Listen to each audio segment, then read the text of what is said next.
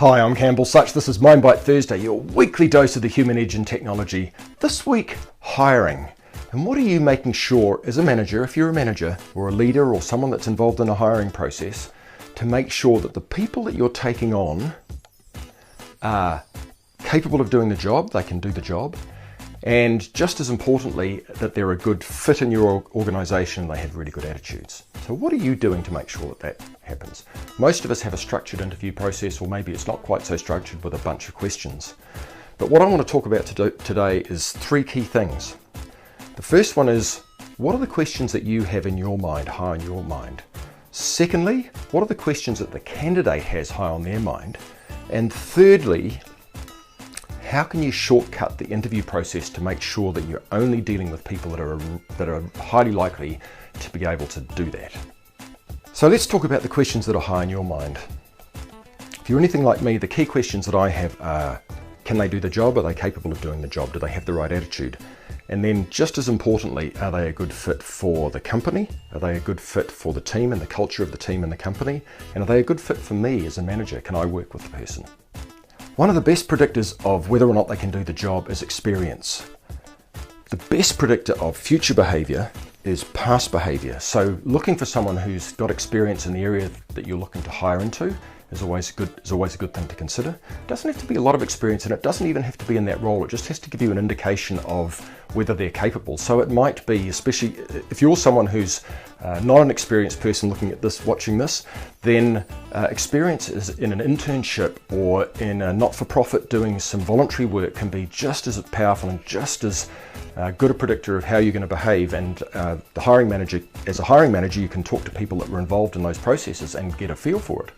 One of the big challenges that many of us feel with hiring is we feel we need to have a tick in the box for the tertiary qualification to help us mostly cover our, because if something goes wrong, we can at least say, well, they had a university education. But what does a university education really tell you about the person? Does it talk about their creativity, their ability to their decision-making ability, their ability to work in a team, to deliver results, to add value? Not much.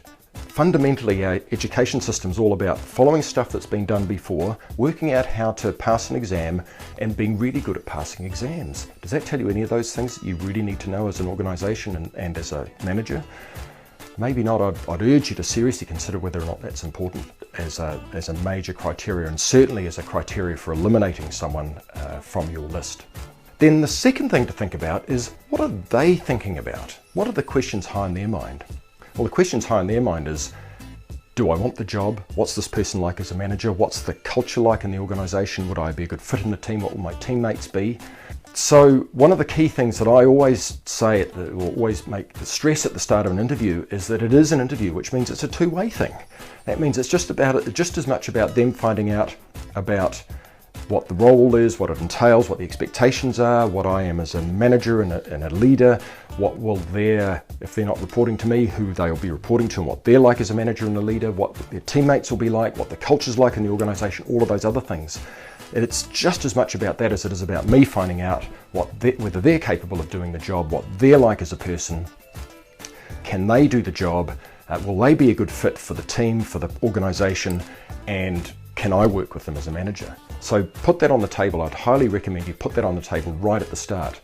One of the guys that worked for me years ago came back many years later and said to me, one of the most memorable things of the interview I had with you was that statement you made around the interview being a two-way thing, and it made a huge difference to his interest in the role and his willingness to take on the role and at that time was a very competitive situation for candidates coming into a business, and we did hire him. And then the third thing is, how can we shortcut the process? So one of the things that I've found hugely valuable is, instead of having an initial 1 hour meeting that can then go on longer, is to have a pre-interview interview, and I make it 15 minutes. And the key thing in that interview is to, and I'm very clear about it at the start, is to say to the person, this is a pre-interview interview. This is about you getting a feel for us getting a feel for you, and seeing whether we want to take this further. They get a chance to make a decision with only 15 minutes, and we get a chance to make a decision in 15 minutes. At the end of the interview, I say thanks very much, and then we'll get back to you very shortly. We discuss, if it's me and others that done the interviewing or we're doing multiple interviews, we'll have a quick discussion and make a call then whether or not we get that person back. And so it really shortcuts the process, and theoretically you get through 4 people in an hour instead of 1, so it's a big multiplier of time. So hopefully 3 things to consider in your hiring process. 1 is what are the questions in their mind? 2 is what are the questions in your mind? And the best way to get around that is to put on the table that it's an interview, it's a two-way thing, and that we're trying to find out about each other and whether or not it's a good fit. And then the third thing is to shortcut or cut down the time that you need to make a decision early on in the process whether or not this person's a good fit for you, and to give them a chance to see whether it's a good fit for them, is to have a pre-interview interview, which is only 15 minutes, and you get a chance to get a really good feel for each other. It also gives you a chance to have multiple people in a short space of time and to step out and make a call about whether you want to bring that person back. So that's Mind Bite Thursday for this week. It's Campbell Such, over and out. See you next week. Bye.